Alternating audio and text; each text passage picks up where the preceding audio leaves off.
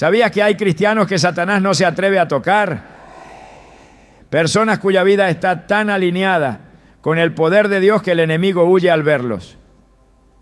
La Biblia no deja lugar a dudas cuando afirma: someteos pues a Dios, resistid al diablo y huirá de vosotros. Santiago 4:7. Este versículo es más que un consejo espiritual, es una estrategia celestial de protección. No todos los creyentes viven bajo esta cobertura, pero hay quienes han aprendido a habitar bajo la sombra del Altísimo y caminar en autoridad divina. Hoy profundizaremos en este poderoso principio, revelando quiénes son esos cristianos que Satanás no puede tocar. Te mostraremos cómo viven, qué los distingue y por qué sus vidas son inaccesibles para el mal. ¿Estás listo para entender lo que Dios tiene reservado para ti y convertirte en alguien que hace temblar al enemigo? Hay una diferencia profunda entre conocer la palabra de Dios y vivirla. Muchos dicen creer, muchos incluso enseñan y predican, pero pocos viven una obediencia que transforma, que moldea el carácter y que se convierte en una barrera infranqueable contra el enemigo. ¿Por qué algunos cristianos parecen ser inamovibles, firmes como una roca en medio de la tormenta, mientras otros caen una y otra vez ante los mismos ataques? La respuesta no está en la fuerza humana ni en el conocimiento intelectual. La clave está en la obediencia radical. Una obediencia que no se negocia, que no busca atajos, que no acomoda la verdad a las circunstancias, sino que abraza cada palabra que ha salido de la boca de Dios como un mandato de vida o muerte. Porque en el mundo espiritual, obedecer es resistir. Y resistir es declarar: aquí no entras, Satanás. Jesús no venció a Satanás en el desierto por medio de milagros, ni con palabras elevadas o argumentos sofisticados. Lo venció con 3 simples pero poderosas declaraciones. Escrito está. Cada vez que el enemigo intentó seducirlo, tentarlo, desviarlo de su propósito, Jesús respondió con la palabra. No fue un simple uso mecánico de versículos bíblicos, fue la evidencia de una vida completamente rendida al Padre, una vida alineada con el cielo. En Mateo 4 vemos cómo el Hijo de Dios, enfrentando hambre, soledad y presión espiritual, eligió someterse al plan divino antes que satisfacer sus necesidades inmediatas. Esa obediencia perfecta fue su escudo. Y ese mismo escudo está disponible para todo aquel que decida vivir como Él vivió. En nuestras vidas muchas batallas se pierden antes de empezar, porque no hemos aprendido a obedecer. Queremos victoria sin entrega, queremos protección sin sumisión. Pero la palabra es clara: someteos pues a Dios. Resistid al diablo y huirá de vosotros. Santiago 4:7. No hay resistencia efectiva sin sumisión previa. El orden no puede invertirse. No puedes ordenar al enemigo que huya si no has rendido tu corazón primero al Creador. Esta es una ley espiritual. Y mientras no comprendamos esto, seguiremos expuestos, vulnerables, confundidos, creyendo que la guerra es demasiado fuerte cuando en realidad es nuestra desobediencia la que ha abierto la puerta. Obedecer no es simplemente evitar lo malo, es amar lo bueno. Es elegir lo que Dios dice aunque no tenga sentido para nuestra lógica. Es caminar por fe cuando el camino parece oscuro. Es perdonar cuando todo dentro de ti grita venganza. Es dar cuando parece que no tienes. Es callar cuando tus palabras podrían destruir. Es renunciar a lo que te gusta si sabes que te aleja de tu propósito. Es decir sí, Señor, sin condiciones, sin negociar, sin pedir explicaciones. Eso es obediencia radical. Y esa obediencia, cuando se convierte en un estilo de vida, es como un sello espiritual que el enemigo reconoce. No porque le tema, sino porque sabes a quién le pertenece. El pueblo de Israel, al salir de Egipto, recibió instrucciones muy específicas. Dios no les pidió simplemente que salieran, sino que lo hicieran bajo ciertos términos, bajo ciertos principios. Tenían que pintar los dinteles de sus puertas con la sangre del cordero. Esa obediencia, aparentemente simple, fue la que marcó la diferencia entre la vida y la muerte. El ángel de la muerte pasó por todo Egipto, pero no tocó aquellas casas que estaban marcadas por la obediencia. No fue el estatus, ni la historia familiar, ni la intensidad de sus oraciones. Fue la obediencia. Y hoy el principio es el mismo. El enemigo no puede tocar lo que ha sido sellado por una vida obediente. Puede rondar, puede amenazar, puede rugir como león, pero no puede tocar. Pero no se trata de una obediencia superficial o intermitente. Dios no busca corazones tibios. En Apocalipsis 3:16 leemos una advertencia directa: pero por cuanto eres tibio y no frío ni caliente, te vomitaré de mi boca. Estas palabras son duras pero necesarias. Un cristiano tibio es terreno fértil para el enemigo. Un cristiano obediente, por el contrario, es como una ciudad fortificada. En el Salmo 119, 105, se nos dice: lámpara es a mis pies tu palabra y lumbrera a mi camino. Caminar con la palabra como guía es caminar con certeza. Es avanzar sin temor, sabiendo que cada paso está respaldado por el cielo. Hay quienes conocen la Biblia, pero no la viven. Hay quienes la citan, pero no la aplican. Y esa brecha entre el conocimiento y la práctica es donde el enemigo siembra confusión. Porque la autoridad no viene del saber, sino del hacer. Jesús lo dijo claramente en Mateo 7, 24 a 25. A cualquiera pues que me oye estas palabras y las hace, le compararé a un hombre prudente que edificó su casa sobre la roca. Descendió lluvia, vinieron ríos, soplaron vientos y golpearon contra aquella casa, y no cayó, porque estaba fundada sobre la roca. La roca no es solo la palabra, la roca es la obediencia a la palabra. En una ocasión, un joven se acercó a un pastor y le preguntó por qué sentía que su vida espiritual estaba estancada. Oraba, leía la Biblia, asistía a la iglesia, pero no experimentaba crecimiento ni victoria. El pastor le respondió con una pregunta simple pero directa: ¿estás obedeciendo lo que ya sabes? El joven guardó silencio, porque muchas veces buscamos nuevas revelaciones, nuevas experiencias, cuando aún no hemos respondido con obediencia a lo básico. No se trata de cuánta palabra recibes, sino de cuánta estás dispuesto a obedecer, porque cada mandato ignorado es una puerta que se abre al enemigo, y cada acto de obediencia es un muro que lo mantiene fuera. David fue llamado un hombre conforme al corazón de Dios, no porque no pecara, sino porque su corazón siempre volvía a la obediencia.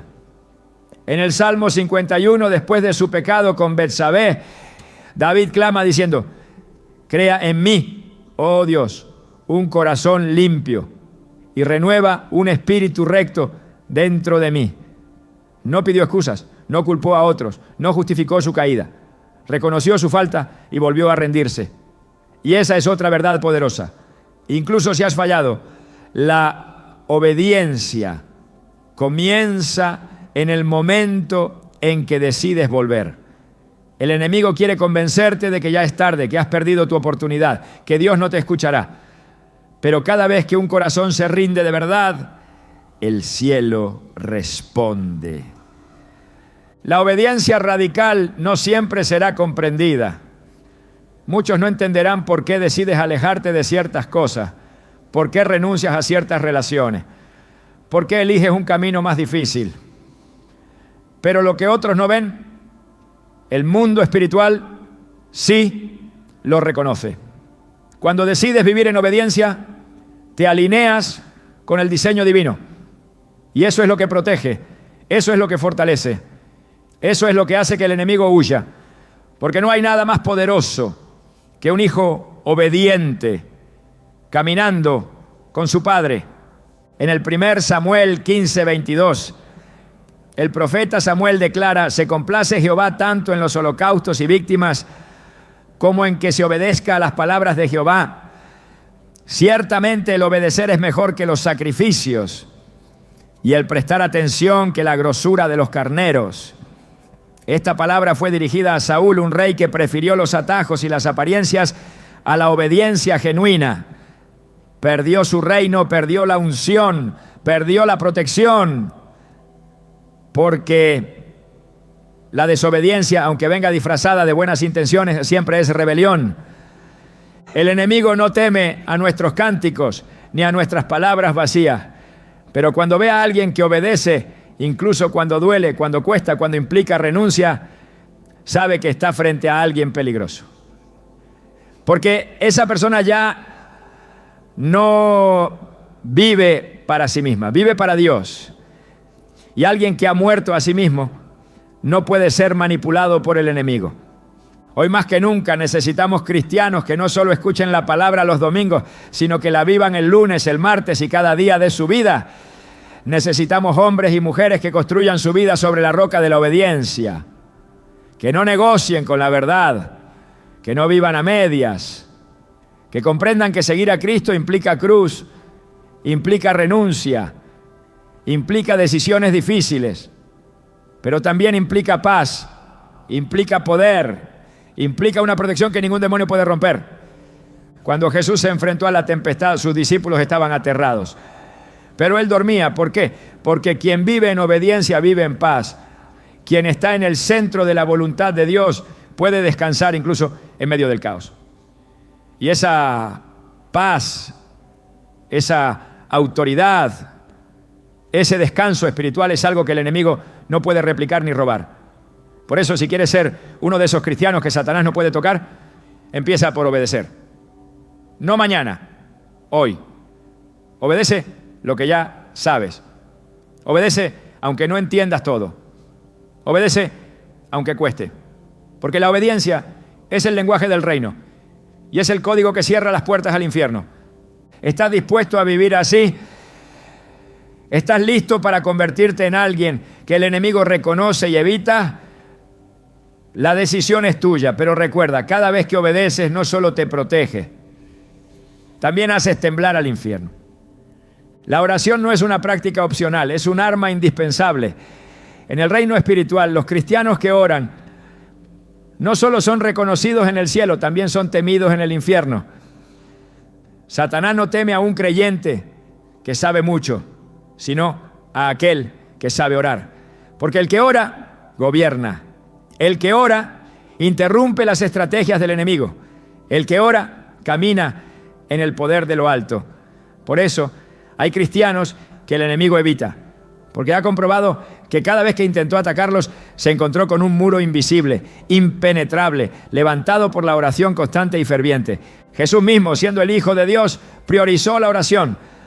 En Marcos 1:35 se nos dice que muy de madrugada, cuando todavía estaba oscuro, Jesús se levantó, salió de la casa y se fue a un lugar solitario, donde se puso a orar. Él, que tenía todo el cielo a su disposición, entendía que sin oración no hay dirección, sin oración no hay fuerza, sin oración no hay comunión con el Padre. Si el Hijo necesitaba orar, ¿cuánto más nosotros? El enemigo no se impresiona por la emoción, pero sí retrocede ante el clamor de un justo. Porque cuando un hijo de Dios ora con fe, todo el cielo se moviliza, ángeles son enviados, cadenas se rompen y muros espirituales caen. En la oración se gesta la victoria antes de que se vea en el plano natural. En el huerto de Getsemaní, cuando Jesús se postró y sudó gotas de sangre, ya estaba venciendo lo que sucedería en la cruz. La batalla espiritual no se gana en la superficie, sino en lo secreto. En Mateo 6:6, el Señor enseña: mas tú, cuando ores, entra en tu aposento y cerrada la puerta, ora a tu Padre que está en secreto. Y tu Padre que ve en lo secreto, te recompensará en público. Allí, en la intimidad con Dios, se define lo que el enemigo jamás podrá controlar. Satanás no puede entrar donde el Espíritu Santo habita con poder.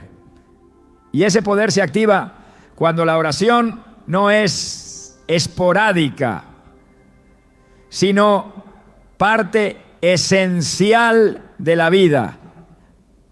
Uno de los engaños más frecuentes del enemigo es hacer creer que orar es una pérdida de tiempo o que no sirve de nada.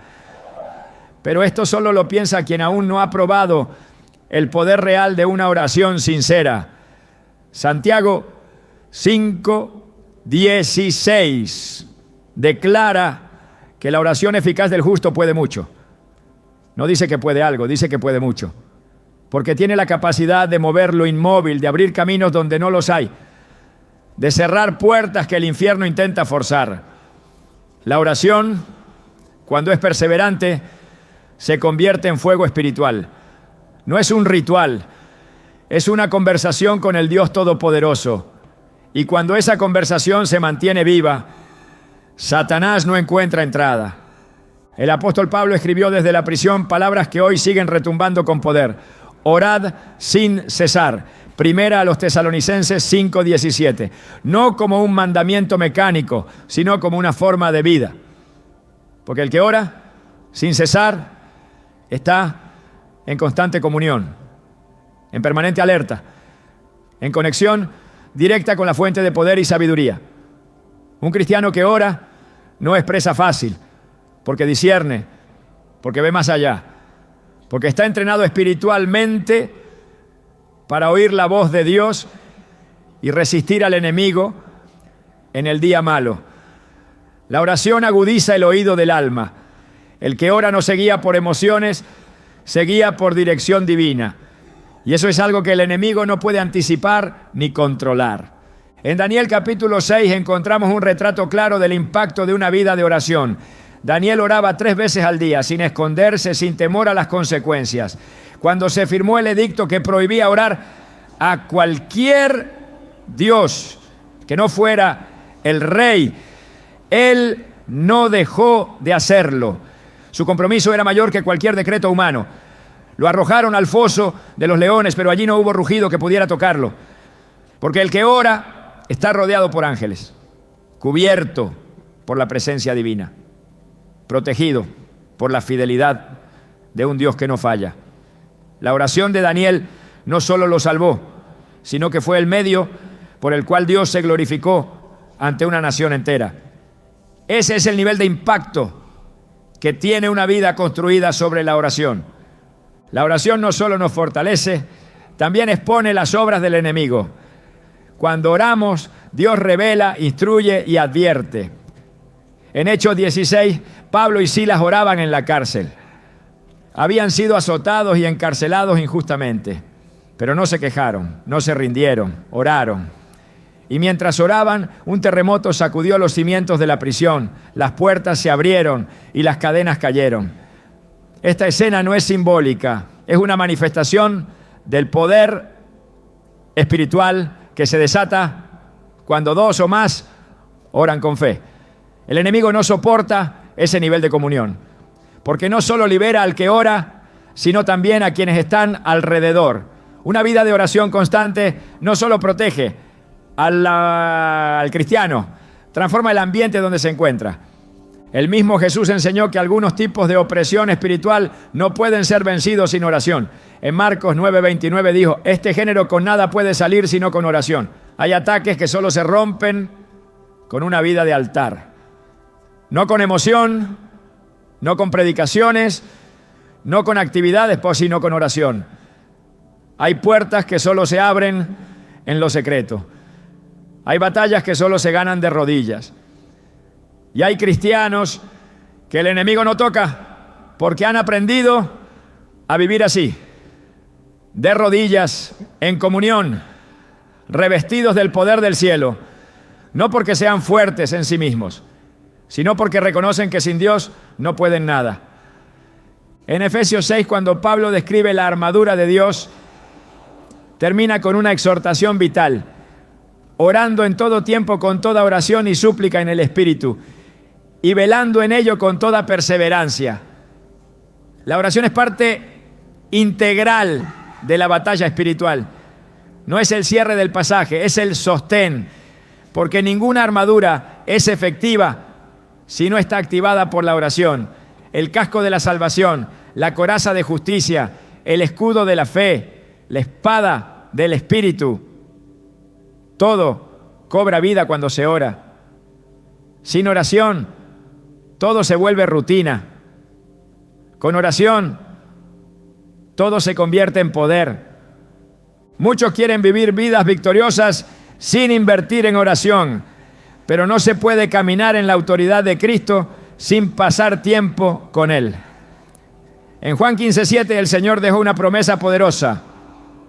Si permanecéis en mí y mis palabras permanecen en vosotros, pedid todo lo que queráis y os será hecho. Permanecer implica conexión continua, no momentos ocasionales, sino una relación profunda. Y esa relación solo se cultiva en la oración. El enemigo sabe que no puede tocar a quienes permanecen.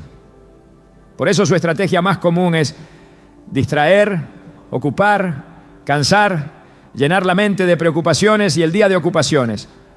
Todo para que la oración sea desplazada. Porque donde no hay oración, hay vulnerabilidad. Pero donde hay oración ferviente, hay cobertura.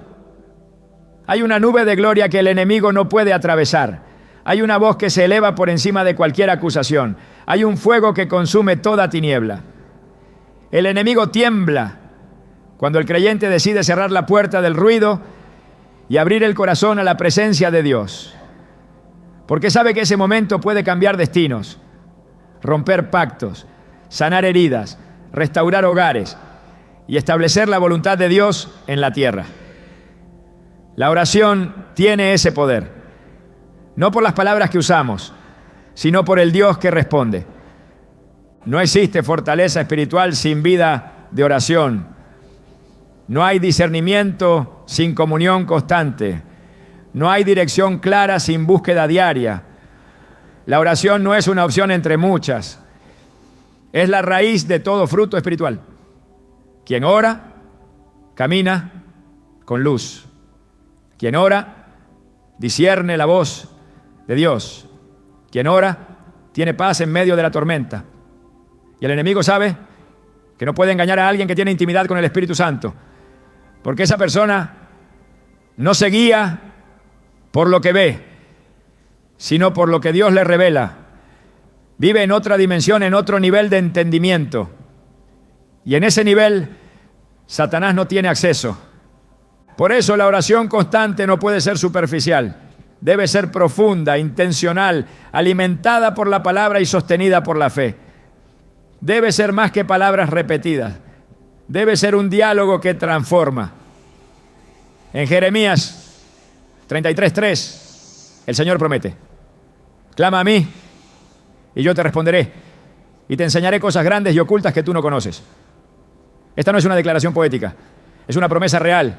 Quien clama es escuchado. Quien busca, encuentra. Quien golpea, se le abre. El enemigo no puede bloquear lo que el cielo ha determinado liberar en respuesta a la oración ferviente de los hijos de Dios. Orar no es una tarea más en la lista diaria, es el oxígeno del alma. Así como el cuerpo no puede vivir sin aire, el espíritu no puede resistir sin oración. El que ora respira vida. El que ora mantiene la llama encendida. El que ora no se apaga, no se rinde, no se detiene, porque sabe que no camina solo. La oración es la línea directa con el Padre, y mientras esa conexión esté activa, no hay fuerza infernal que prevalezca. Cuando un cristiano hace de la oración un estilo de vida, su entorno cambia, su mente se renueva, sus decisiones se alinean con la voluntad de Dios, sus emociones se estabilizan, su espíritu se fortalece, su autoridad se eleva, y su nombre es conocido en el cielo y temido en el infierno. Esa es la clase de cristiano que Satanás no se atreve a tocar, no por quién es, sino por con quién camina. Esa clase de cristiano no ora solo cuando hay crisis, ora en todo tiempo. No ora por obligación, ora por amor. No ora buscando cosas, ora buscando al Dios que lo sostiene. Y en esa búsqueda constante, su vida se convierte en una muralla espiritual. El enemigo puede intentar acercarse, pero se encuentra con una presencia que lo repele, porque donde hay oración hay presencia. Y donde hay presencia de Dios, el enemigo no tiene poder. Así como el incienso subía continuamente en el tabernáculo, la oración debe subir sin cesar en nuestras vidas. No como un sacrificio ocasional, sino como una entrega diaria. Porque mientras haya oración, habrá victoria. Mientras haya oración, habrá dirección. Mientras haya oración, el enemigo huirá. Y si alguna vez te has preguntado por qué tu vida espiritual parece apagada, por qué sientes que no avanzas, por qué el enemigo ha ganado terreno, la respuesta puede estar en un altar que ha sido descuidado. Pero hoy puedes restaurarlo, hoy puedes volver, hoy puedes levantar una muralla que Satanás no pueda traspasar. Todo comienza con una oración, porque el poder no está en la elocuencia, está en la comunión. Y cuando un corazón se rinde en oración, Dios se manifiesta. Y donde Dios está, el enemigo huye. Hay una diferencia abismal entre aparentar santidad y vivir en santidad. Muchos conocen el lenguaje espiritual, saben moverse entre versículos y proclamas, pero conservan en lo secreto prácticas, pensamientos y hábitos que contradicen la verdad que profesan. El enemigo no se deja engañar por apariencias. Puede tolerar el bullicio de un cristiano emocional, pero huye del que ha sido limpiado por dentro. Satanás no teme al que predica bien, sino al que ha renunciado al pecado oculto. Porque donde hay limpieza interna, hay autoridad espiritual. Y donde hay santidad genuina, hay una presencia que no puede ser falsificada, la presencia del Dios vivo. No se trata de perfección humana. La Biblia jamás ha exigido impecabilidad moral, pero sí exige integridad. En Salmos 24, 3-4, se formula una pregunta que define esta verdad. ¿Quién subirá al monte de Jehová? ¿Y quién estará en su lugar santo? El limpio de manos y puro de corazón. La pureza no se mide por actos visibles, ¿no?, sino por la condición del corazón. Un corazón dividido, contaminado o comprometido con la oscuridad, en lo secreto, no puede sostener la luz que viene de lo alto. El enemigo opera en las sombras y cuando encuentra una vida sin luz interna, establece allí su territorio. Jesús fue claro cuando habló sobre la importancia de la pureza. En Mateo 5:8 declaró: bienaventurados los de limpio corazón, porque ellos verán a Dios. Ver a Dios no es solo una promesa para la eternidad, es también una realidad para quienes caminan en santidad ahora. Esos son los cristianos que disciernen lo espiritual, que perciben la dirección divina, que caminan con claridad aún en medio de la confusión. Y esa percepción es un arma poderosa. El enemigo no puede manipular a quien tiene la visión del cielo, pero esa visión solo es concedida a los que han sido purificados por la verdad. El apóstol Pablo en 2 Corintios 7:1 exhorta con palabras precisas: limpiémonos de toda contaminación de carne y de espíritu, perfeccionando la santidad en el temor de Dios. Esta limpieza no es automática. Implica decisión, rendición, arrepentimiento continuo. La santidad no es un evento, es un camino. Es el fruto de una vida en comunión con Dios, no de una conducta religiosa. Quien ha decidido vivir separado para Dios, también ha decidido cerrar toda puerta que antes servía como acceso al enemigo. El pecado oculto no solo debilita, sino que expone. Mientras algo permanezca en tinieblas, será un punto de control espiritual para el adversario. Por eso es vital traer todo a la luz. En Efesios 5:11 se nos instruye claramente: no participéis en las obras infructuosas de las tinieblas, sino más bien reprendedlas. La reprensión solo es posible cuando primero se ha producido una separación. No se puede corregir lo que todavía se tolera. No se puede confrontar lo que aún se protege. El cristiano que ha sido limpiado en lo secreto tiene autoridad para hablar, para interceder, para declarar, porque ya no habla desde el conocimiento, sino desde la pureza. El enemigo reconoce cuando una boca está respaldada por un corazón íntegro. No hay poder más grande que el de una conciencia limpia y un espíritu rendido. La santidad no es represión, es libertad. No es un conjunto de restricciones, es una expansión del alma. Es vivir sin culpa, sin cadenas, no, sin doble vida. Es caminar con la frente en alto, sabiendo que no hay nada que el enemigo pueda usar como acusación. En Apocalipsis 12:10, Satanás es llamado el acusador de nuestros hermanos. Su estrategia es clara: señalar, condenar, recordar el pasado, explotar los errores. Pero cuando un cristiano ha confesado, ha renunciado y ha sido limpiado, esa acusación pierde fuerza.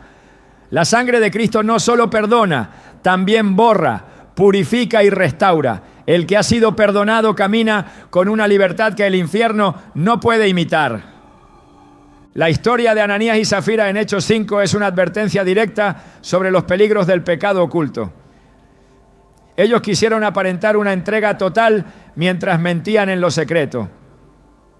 Su pecado no fue la cantidad que ofrecieron, sino la hipocresía con la que actuaron.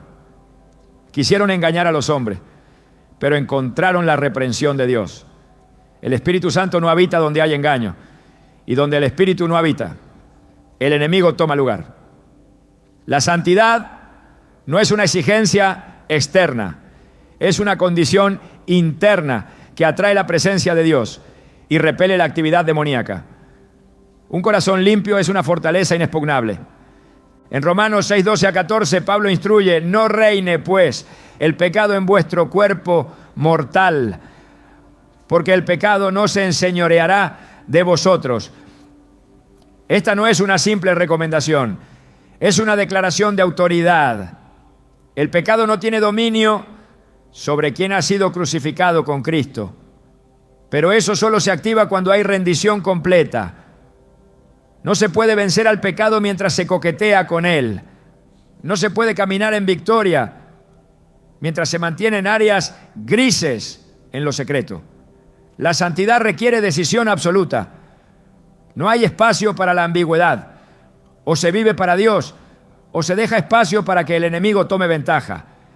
El salmista en el Salmo 139, versículos 23-24, clama con profundidad: examíname, oh Dios, y conoce mi corazón, pruébame y conoce mis pensamientos, y ve si hay en mí camino de perversidad, y guíame en el camino eterno.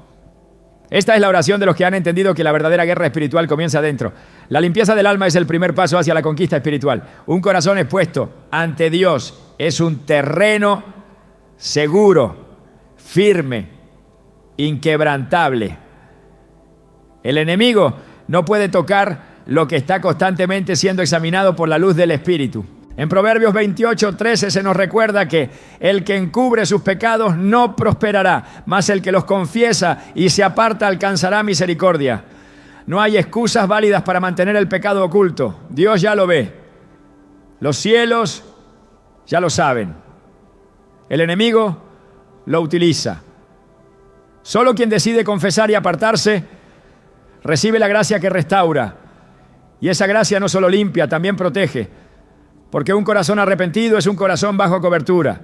El enemigo no tiene acceso donde hay confesión genuina y decisión firme de vivir en santidad. La santidad no es un estilo de vida anticuado, es el diseño original. En el 1 Pedro 1:15-16 se nos exhorta: sed santos en toda vuestra manera de vivir, porque escrito está: sed santos porque yo soy santo. Esta no es una sugerencia, es una invitación a vivir como hijos del Rey, No se trata de legalismo, se trata de identidad. Un hijo de Dios que ha sido redimido no puede conformarse con vivir en tinieblas. Ha sido llamado a reflejar la luz. Y esa luz solo se mantiene encendida cuando el corazón permanece limpio. Cada pensamiento impuro, cada práctica tolerada, cada mentira consentida es una grieta que el enemigo explota. La batalla espiritual se libra en lo invisible.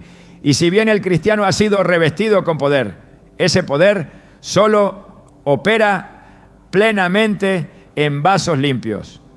En 2 Timoteo 2:21 se afirma: si alguno se limpia de estas cosas, será instrumento para honra, santificado, útil al Señor y dispuesto para toda buena obra.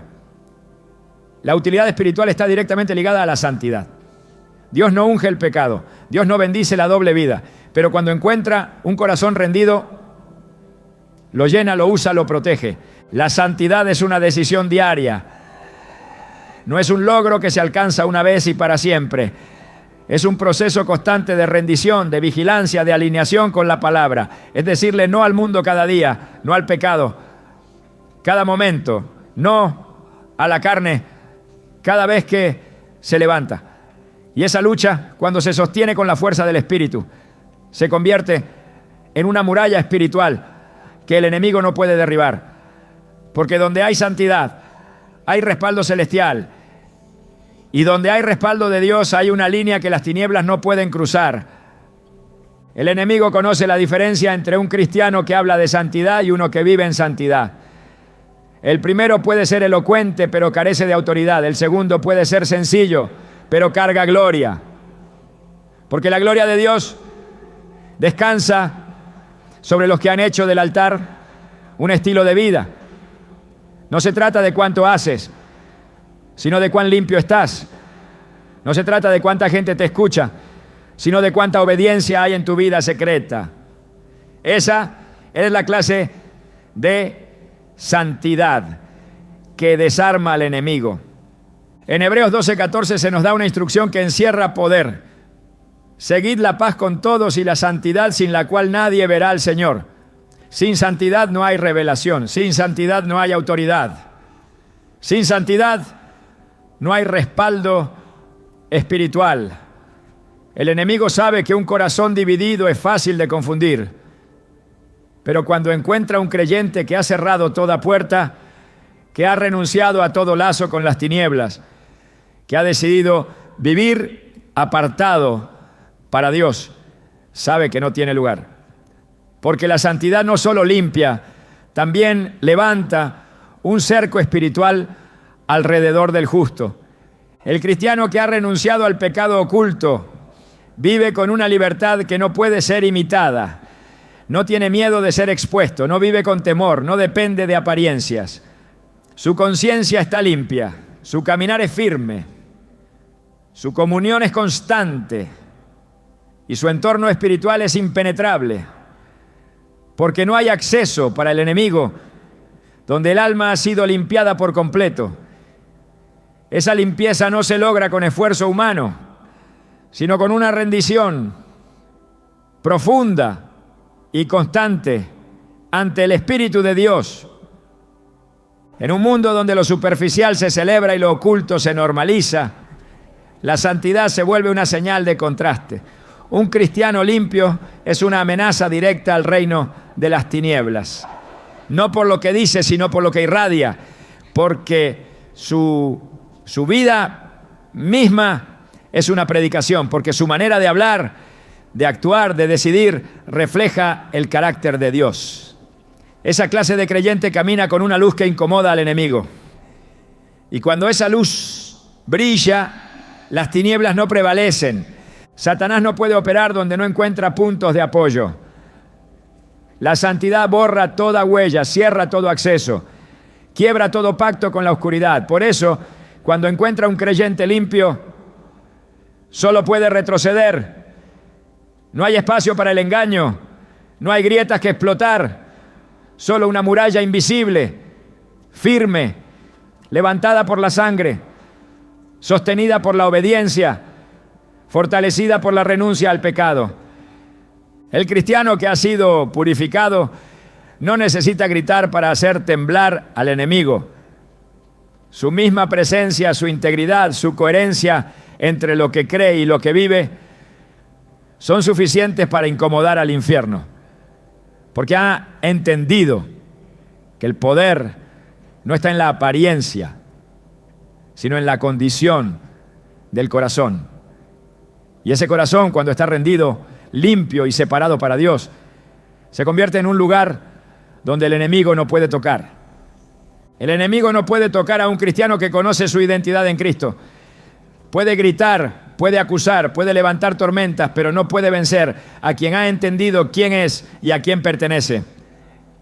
Porque lo va el poder espiritual. No radica en los títulos, ni en las apariencias, ni siquiera en los dones. El verdadero poder proviene del reconocimiento profundo de lo que significa haber sido redimido, adoptado, sellado y comisionado por Dios. El infierno no resiste una identidad establecida. Las tinieblas no pueden operar donde hay certeza de propósito y conciencia de autoridad espiritual. El problema de muchos no es la falta de fe, sino la falta de conocimiento sobre su posición en el reino. Cuando un creyente vive sin comprender lo que le ha sido otorgado por Cristo, se convierte en blanco fácil del enemigo. La ignorancia espiritual es una de las armas más efectivas de las tinieblas. Por eso, el primer ataque del adversario siempre apunta al área de la identidad. Desde el principio, así ha sido. En el jardín del Edén, la serpiente no vino con violencia, sino con duda. ¿Con qué Dios os ha dicho? En el desierto, con Jesús. La tentación comenzó con un cuestionamiento. Si eres hijo de Dios, el ataque es directo a la identidad, porque quien no sabe quién es, tampoco sabe qué tiene ni qué puede hacer. Y quien no lo sabe, no puede resistir. En Efesios 1, 18 a 19, Pablo ora para que los ojos de vuestro entendimiento sean alumbrados, para que sepáis cuál es la esperanza a la que Él os ha llamado y cuáles las riquezas de la gloria de su herencia en los santos y cuál la supereminente grandeza de su poder para con nosotros los que creemos. Esta no es una oración de motivación, es una petición urgente para que los creyentes vivan conscientes de su posición. Porque un hijo que desconoce su herencia vivirá como esclavo, y un embajador que ignora su autoridad jamás podrá actuar en nombre de quien lo envió. Cristo no solo vino a perdonar pecados, vino a restaurar el diseño original, vino a devolvernos lo que Adán perdió, vino a hacernos coherederos. Romanos 8:17 lo dice con claridad. Y si hijos, también herederos, herederos de Dios y coherederos con Cristo. Esa declaración no es simbólica, es legal. No habla de una idea emocional, sino de una realidad espiritual activa. El cristiano que ha sido regenerado por la sangre no solo es perdonado, también es autorizado. Tiene acceso, tiene respaldo, tiene posición. Pero todo esto solo cobra efecto cuando se cree y se vive desde esa identidad. En Colosenses 2:10 se afirma: y vosotros estáis completos en Él, que es la cabeza de todo principado y potestad. Completo no significa parcialmente restaurado, significa equipado, habilitado, posicionado por encima de toda fuerza de maldad. El enemigo no tiene acceso a quien ha sido cubierto por la plenitud de Cristo, no porque no intente atacar, sino porque se encuentra con una barrera legal, espiritual, divina. No puede gobernar donde ya reina otro. No puede imponer su voluntad donde ya hay una autoridad establecida. Y esa autoridad está en cada hijo de Dios que camina en su verdadera identidad. Lucas 10:19 contiene una declaración que derriba toda estrategia demoníaca. He aquí os doy potestad de hollar serpientes y escorpiones y sobre toda fuerza del enemigo, y nada os dañará. Esta no es una promesa aislada, es un encargo, una activación. Cristo no dijo, tal vez puedan. Dijo, os doy. La autoridad no es algo que se mendiga. Es algo que se recibe y se ejerce. Pero muchos viven como si aún fueran súbditos del temor. Como si la cruz no hubiese roto las cadenas. El enemigo se aprovecha de la duda, pero se encuentra sin recursos ante el creyente que camina convencido de lo que lleva. En el 1 Pedro 2:9 se nos recuerda, mas vosotros sois linaje escogido, real sacerdocio, nación santa, pueblo adquirido por Dios. Cada palabra en esta frase es un golpe al sistema del infierno. No somos un accidente, no somos sobrevivientes espirituales, somos linajes, somos reales, somos adquiridos. Estas no son etiquetas motivacionales, son declaraciones que definen la nueva naturaleza del creyente. ¿Y dónde hay convicción de esta verdad?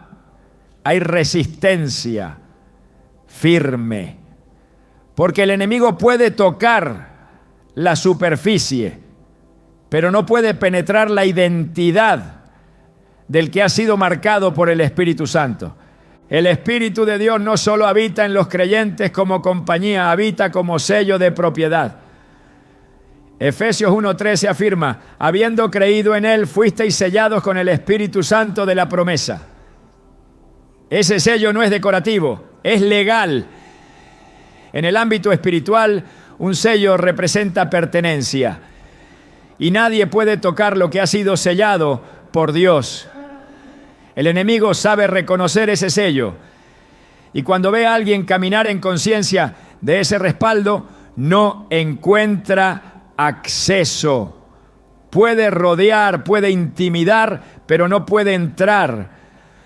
Porque la identidad reconocida se convierte en una muralla de fuego. La batalla espiritual se gana en el entendimiento. Por eso Pablo, en Romanos 12:2, exhorta a no conformarse a este siglo, sino a transformarse por medio de la renovación de vuestro entendimiento. Una mente alineada a la verdad es un campo cerrado para la mentira. Una mente renovada por la palabra es una fortaleza contra la manipulación del enemigo. No basta con ser salvo.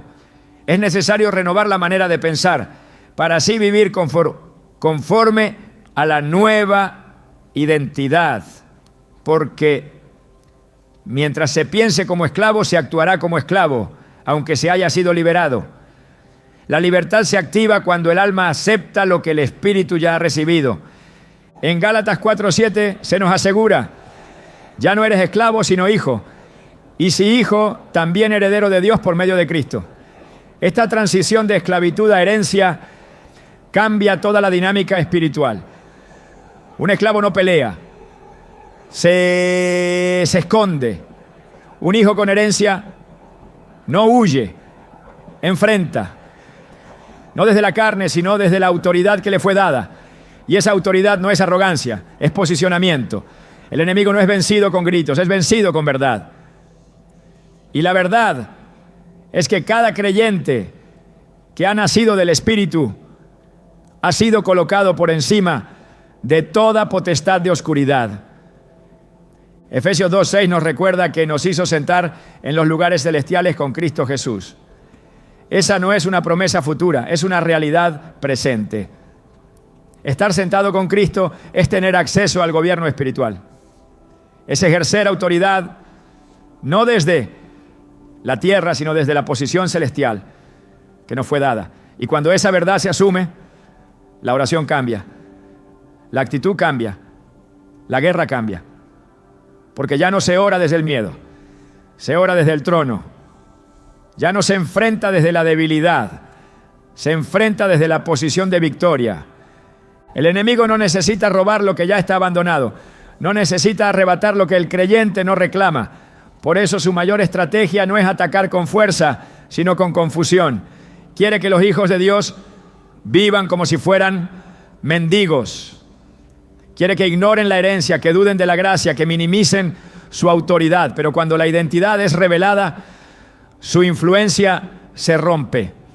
La revelación De la identidad produce alineación y la alineación trae manifestación. Porque el cielo no respalda títulos, respalda posiciones espirituales legítimas. La armadura espiritual descrita en Efesios 6 no se activa con palabras, sino con identidad. El yelmo de la salvación protege la mente solo cuando se está convencido de que se es salvo. El escudo de la fe solo funciona cuando se cree firmemente en lo que se ha recibido. La espada del Espíritu, que es la palabra, solo corta cuando se usa desde la posición correcta. Toda la armadura es inútil si el creyente no sabe quién es, porque el enemigo no teme al que se viste como guerrero, teme al que actúa como tal. Los que conocen su identidad no viven reaccionando al infierno, viven gobernando desde la revelación, porque saben que han sido colocados por encima, no por debajo. No esperan ser vencidos para clamar, actúan desde la certeza de que la victoria ya ha sido dada. En Apocalipsis 1:6 se dice que Cristo nos hizo reyes y sacerdotes para Dios, su Padre. Esa doble función implica gobierno y acceso. Gobierno sobre lo que Dios ha encomendado. Acceso a la presencia sin intermediarios. El enemigo teme a los que viven desde esa realidad, porque son difíciles de engañar, imposibles de detener, inmunes a la manipulación. Cuando se camina en identidad no se depende de la aprobación externa. No se vive buscando validación. Se vive con la certeza de que el cielo ya ha hablado. Y cuando el cielo ha hablado, lo que la tierra diga pierde poder.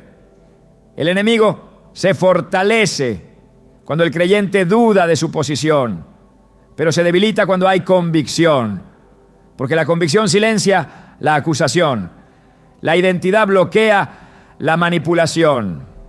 El conocimiento profundo de la verdad desmantela cada estructura de control espiritual. El creyente que ha comprendido su identidad no vive a la defensiva. Vive estableciendo el reino, no se limita a resistir el mal, se levanta para destruirlo. No solo evita el pecado, impone la justicia, porque ya no actúa como víctima, sino como embajador. No mendiga victorias, camina en las que ya fueron ganadas. Su vida es una extensión del reino. Su boca habla como portavoz de Dios. Su entorno cambia porque ha sido enviado como luz en medio de tinieblas. Esa luz no es frágil.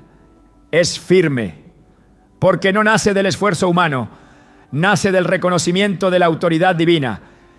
Y cuando el enemigo se acerca a un cristiano así, no encuentra lugar, porque ya no ve a alguien confundido, ve a un hijo con sello. Ya no ve a alguien asustado, ve a un heredero con respaldo. Ya no ve a alguien débil, ve ahí a alguien posicionado en los lugares celestiales. Esa es la clase de cristiano que Satanás no toca. Porque no vive según el miedo, vive según la verdad. Y donde hay verdad, hay libertad. Y donde hay libertad, no hay acceso para las tinieblas. Porque Cristo, el Rey de Gloria, reina desde dentro. Y su reino no puede ser sacudido. El enemigo no solo busca debilitar al cristiano aislándolo de la presencia de Dios, también lo hace alejándolo del cuerpo de Cristo. Un creyente desconectado es un creyente expuesto. Desde el inicio, el plan de Dios fue formar un pueblo, una familia espiritual, un cuerpo con muchos miembros, pero con un solo espíritu. La comunión no es un concepto decorativo, es una necesidad vital para resistir los embates de las tinieblas. Allí donde hay unidad espiritual, hay un cerco que el enemigo no puede romper. Un cristiano que vive en comunidad no solo está acompañado, está protegido, edificado, sostenido y activado para el propósito eterno del reino. El cuerpo de Cristo no es una agrupación casual de personas que comparten una fe. Es un organismo vivo, interdependiente, diseñado para operar en armonía y mutua edificación. Primera carta a los Corintios 12:12 nos enseña que así como el cuerpo es uno y tiene muchos miembros, pero todos los miembros del cuerpo, siendo muchos, son un solo cuerpo, así también Cristo. Esta verdad espiritual no es una simple comparación, es una realidad que define la manera en que el reino de Dios avanza en la tierra. Nadie fue llamado a caminar solo, porque el aislamiento espiritual no es parte del diseño divino. Cuando alguien se aísla, no solo pierde compañía, se desconecta de las funciones que lo protegen y fortalecen. Hebreos 10, 24 a 25 da una instrucción clara y urgente para los tiempos de prueba. Y considerémonos unos a otros para estimularnos al amor y a las buenas obras, no dejando de congregarnos, como algunos tienen por costumbre, sino exhortándonos, y tanto más cuanto veis que aquel día se acerca. Esta exhortación no se refiere solo a la asistencia física a un templo, sino al compromiso profundo con el cuerpo espiritual al que se pertenece. Exhortarse mutuamente, animarse, corregirse con amor, cubrirse en oración, compartir carga. Todo esto forma parte del sistema de defensa espiritual que Dios estableció en la iglesia. El enemigo sabe que un creyente cubierto por hermanos firmes es más difícil de derribar. Cuando el libro de Hechos describe el nacimiento de la iglesia, lo hace mostrando una comunidad que no solo compartía bienes materiales, sino también un espíritu de unidad que desataba poder sobrenatural. Hechos 2, 44 a 47 dice que todos los que habían creído estaban juntos y tenían en común todas las cosas y perseveraban unánime cada día en el templo. Esta perseverancia en comunidad no era resultado de una tradición humana, era la manifestación del Espíritu en acción. Donde hay unanimidad, el cielo se manifiesta. Donde hay comunión sincera, las fortalezas del enemigo se desmoronan. El individualismo, por el contrario, abre grietas que las tinieblas explotan sin demora. El enemigo opera en el aislamiento. Su estrategia siempre ha sido la misma: separar para destruir. Así como un león busca al más débil, al que se apartó de la manada, así el diablo, que anda como león rugiente, busca a quien está espiritualmente solo para devorarlo. 1 Pedro 5:8 no solo advierte sobre la vigilancia, sino que sitúa esa vigilancia en un contexto colectivo. Sed sobrios y velad, porque vuestro adversario, el diablo, como león rugiente, anda alrededor buscando a quien devorar. Velar implica una actitud de alerta constante, pero también compartida, porque quien vela solo se cansa más rápido. Pero cuando hay otros a su lado, el agotamiento no tiene la última palabra. La protección mutua que hay en la comunidad es una extensión tangible del amor de Dios. Cuando un miembro cae, los otros lo levantan. Cuando uno es atacado, los demás se interponen en oración. Cuando alguien flaquea en la fe, los otros le recuerdan las promesas de Dios. Gálatas 6:2 instruye: sobrellevad los unos las cargas de los otros y cumplid así la ley de Cristo. Esta ley no es opcional, es el reflejo práctico de lo que significa ser uno en Cristo. El cristiano que decide vivir solo, sin rendición a una comunidad, sin cobertura espiritual, sin rendición de cuentas, sin participación activa en la vida de otro, rompe un principio que el cielo honra y protege. El apóstol Pablo, al escribir a los Efesios, habla de la iglesia como un cuerpo que crece por todas las coyunturas que se ayudan mutuamente. Efesios 4:16. Este crecimiento no es numérico, es espiritual. El desarrollo del carácter, la madurez, la resistencia en medio de las pruebas, todo se potencia en comunidad. Porque el Espíritu reparte dones no para el beneficio individual, sino para provecho, como dice primero a los Corintios 12:7. Cada creyente es portador de un don que otros necesitan. Y cada uno necesita el don de otro para completar su función. Cuando alguien se separa de la comunidad, no solo se priva a sí mismo, también priva al cuerpo de aquello que fue llamado a aportar. El orgullo espiritual muchas veces es el factor que lleva al aislamiento. Algunos creen que pueden crecer solos, que no necesitan de otros, que su comunión personal con Dios es suficiente. Pero esa idea contradice directamente el corazón del Evangelio, que nos llama a ser uno, como el Padre y el Hijo son uno.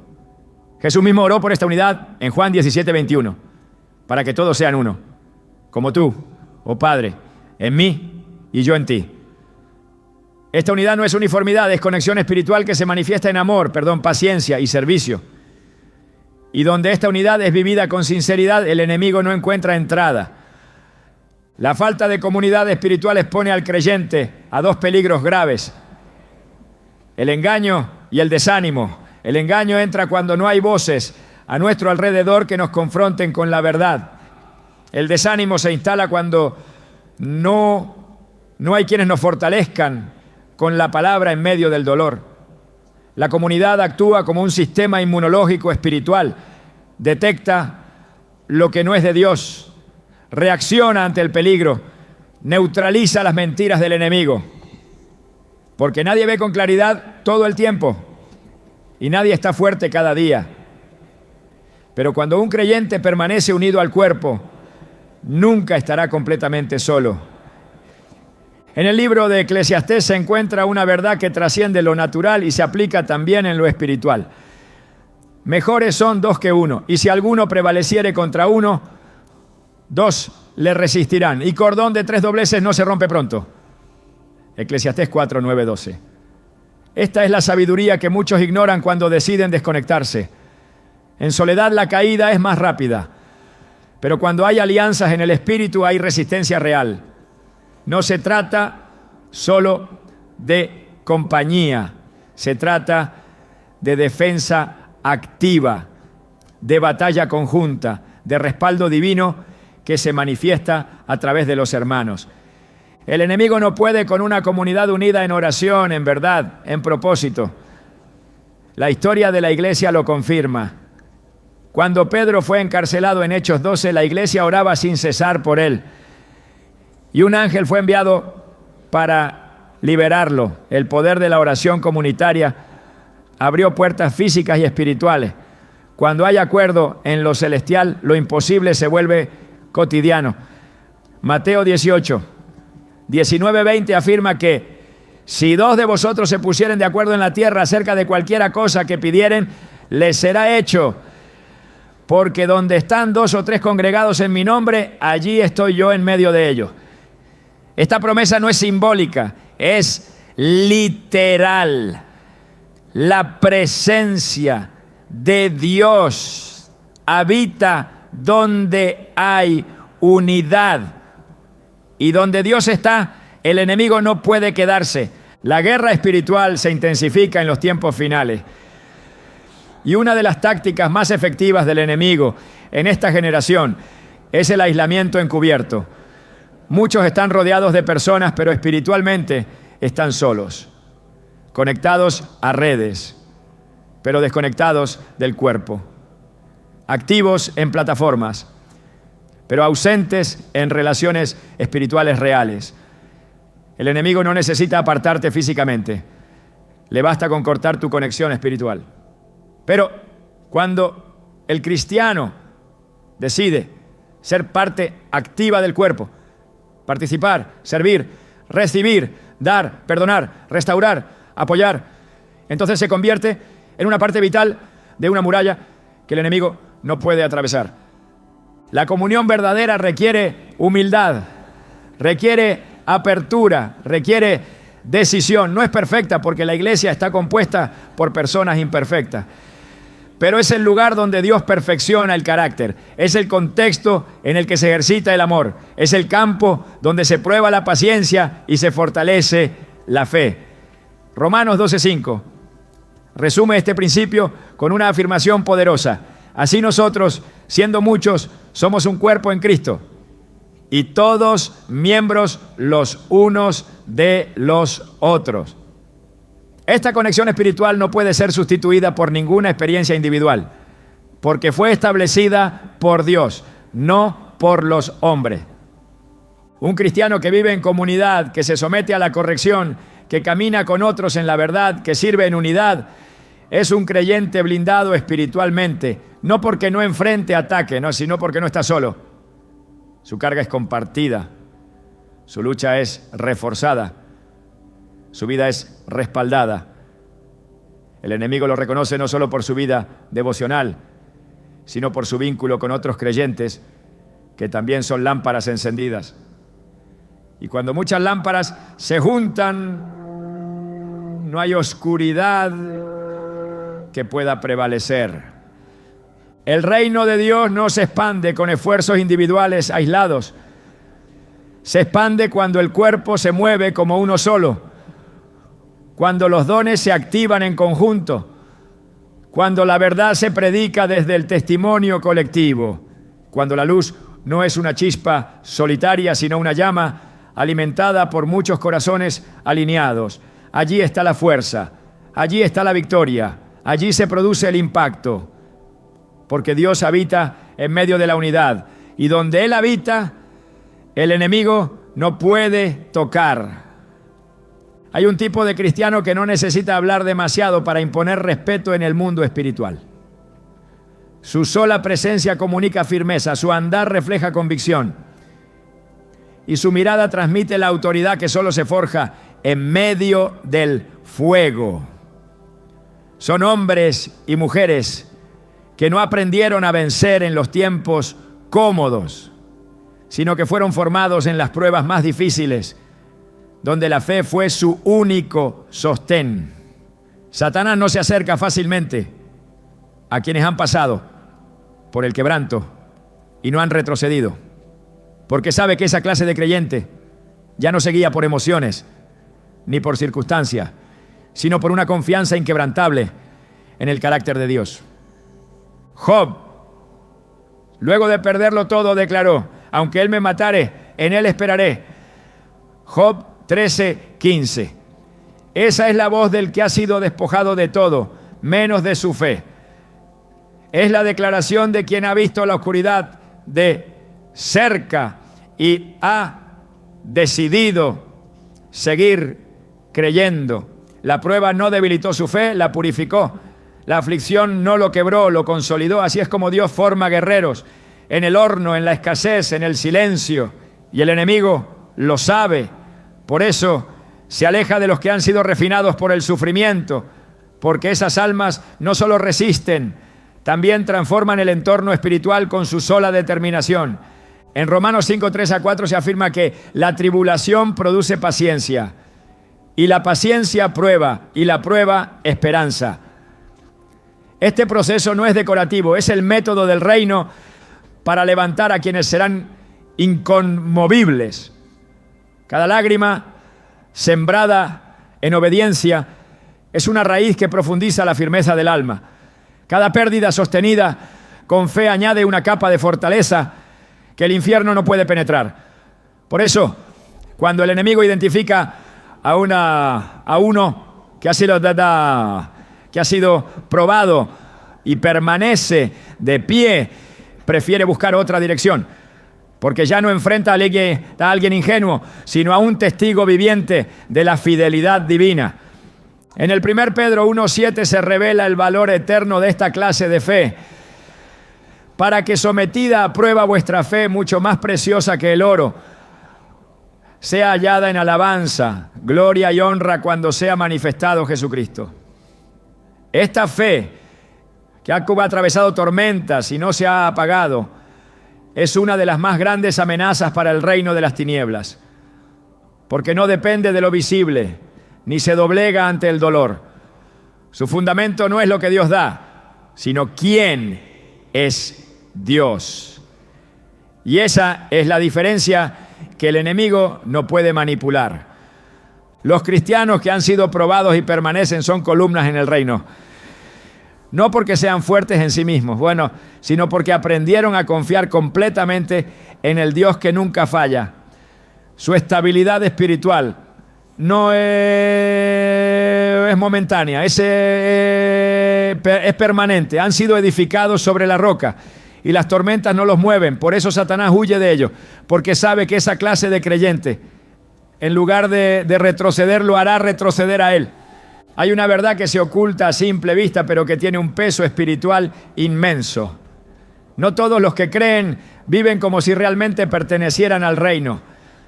La diferencia entre ser parte del ejército de Dios y caminar como un espectador está en la postura interior, en la determinación del alma, en el tipo de vida que uno escoge cuando nadie lo está observando.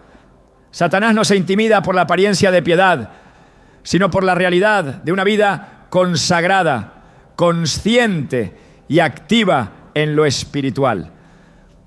El mayor poder de un creyente no está en lo visible, sino en lo que ha cultivado en lo secreto. Una decisión radical de vivir cada día como si el cielo lo estuviera observando, como si la eternidad comenzara hoy. Lo que realmente aleja al enemigo no es cuánto conoces de la Escritura, sino cuánto de esa verdad se ha hecho carne en ti.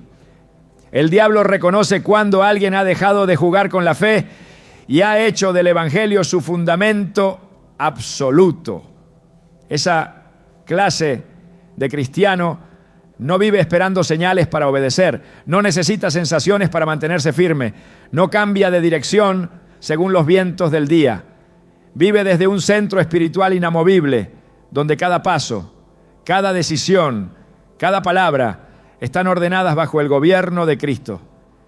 Esa vida no es reactiva, es estratégica. No responde al caos, lo redime. No se confunde en la tormenta, establece orden. No huye del conflicto, avanza con autoridad. Dios no está buscando multitudes que lo mencionen, está levantando un remanente que lo represente. Y esos son los que el enemigo teme, son los que no negocian con las tinieblas, los que no se contaminan con las voces del mundo, los que no necesitan reconocimiento, porque ya saben que fueron aprobados por aquel que pesa los corazones. Son pocos, pero suficientes. Porque cuando una vida está verdaderamente rendida a Dios, se convierte en una grieta en el sistema del infierno, en una llama que no se apaga, en un estandarte que anuncia la victoria del reino aún en los lugares más oscuros. El llamado es profundo, no basta con ser salvo, hay que ser peligroso para el reino de las tinieblas. No se trata de cuánto tiempo llevas caminando con Dios, sino de cuánto de Dios está caminando en ti. No es cuántas veces vas al templo, sino cuántas veces has sido tú el templo donde su gloria ha reposado. Este es el tiempo de definir quién eres y de qué lado estás, no con palabras, sino con una vida que tenga un peso eterno. Porque cuando el enemigo vea tu firmeza, no tendrá que preguntar quién eres, lo sabrá. Y ahí, justo ahí, comienza la victoria. Cuando tu vida empieza, pues vas a hablar más fuerte que tus oraciones. Cuando tu carácter se convierte en un mensaje. Cuando tu comunión con Dios es tan profunda que ya no necesitas defender tu fe. Porque tu manera de vivir se ha convertido en la evidencia más poderosa de que Dios habita en ti. Esa es la clase de vida que el enemigo no puede tocar.